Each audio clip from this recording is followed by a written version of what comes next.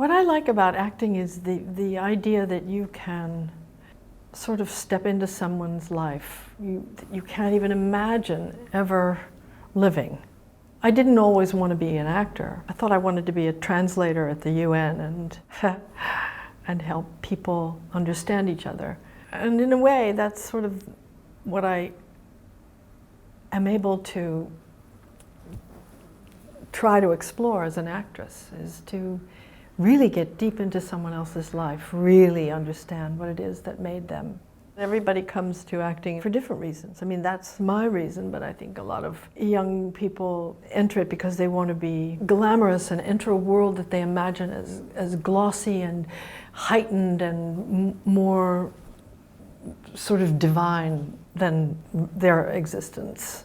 I've never liked it. My mother used to say to me, people would give their right arm to walk down that red carpet.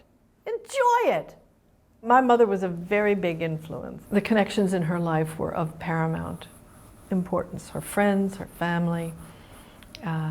She could walk in the room and light it up, and it's just a wonderful, wonderful gift as a human being.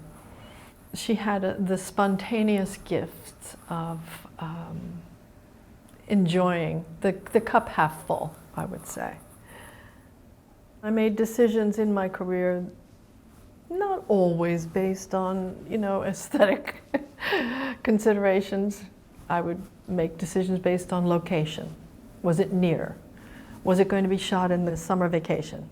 Then I would do it. There were all sorts of, compromises that you make as an artist to have this other thing that you value.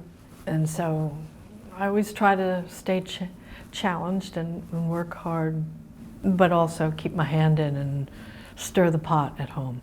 My girls are entering a profession that's just unrecognizable compared to when I entered. There was no internet. When I began, there was 16 theaters on Broadway were boarded up and dark, and it was the 70s when I got out of drama school. It was a very different landscape of opportunity. Now I think there are many, many more. I know I spent way too much time thinking about how much I weighed. It was a big waste of the minutes of my life. It's a visual medium. I don't bring a suitcase with my dossier. I bring this. And so we can't whine about the fact that it's show business. But the other side of it is that it's representing lives, and lives look all different ways, different shapes. And that is one thing I really do see is changing. I'm 66, so I get mostly things for people that age, and there aren't a lot of things, but they're wonderful, interesting projects that never would have existed, even 10 years ago. 20 years ago, I would have only been playing witches and crones and scary old ladies in terror movies. If the director's branch of the Academy were overwhelmingly female, there would be a hue and cry about it, I feel. Look at the critics groups across the country. How many women are in each critics group? It's surprisingly few. If it were just 50-50, if it were even 60-40, see, I'm willing to negotiate. If it were even that, it would be better than what it is, which is basically women have a 17%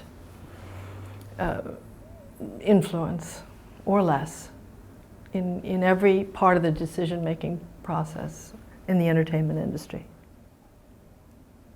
What will bring change? Time. It just comes generationally, I think. And with a lot of yakety, yakety, yakety, yakety. You just can't stop talking about it. Even though people go, oh, are we going to talk about women's rights again? Yes, we're going to talk about it until there's balance.